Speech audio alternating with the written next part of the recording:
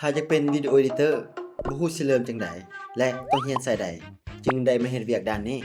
ที่จริงแล้วการเป็นวิดีโอเอดิเตอร์บ่ว่าสิเรียนจบสายใดก็เป็นได้ถ้าเรามี3สิ่งนี้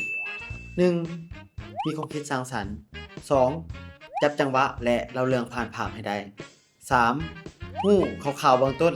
เกี่ยวกับการใช้โปรแกรมตัดต่อบ่ว่าจะเป็น CapCut Premiere Pro DaVinci และ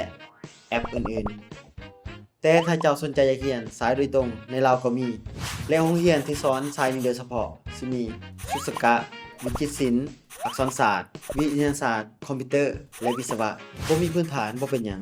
เราสามารถเรียนด้วยตัวเองได้บ่ว่าจะเป็น CapCut VN KineMaster และแอปอื่นๆ สำหรับการฝึกการตัดต่อเราสามารถเรียนรู้จากหลายๆแพลตฟอร์มที่สอนบ่ว่าจะเป็น TikTok Reel YouTube หรือ Video Short สิ่งที่สำคัญในการเฮ็ดเวียกตัดต่อนี้แม่นบ่จำเป็นต้องเรียนจบก่อนแล้วค่อยมาเฮ็ดหรือบ่จำเป็นต้องไปเรียนละเอียดแล้วค่อยมาเฮ็ดเนาะมีแต่เราเรียนคร่าวๆอ่านคร่าวๆแล้วได้ลงมือเฮ็ดเลย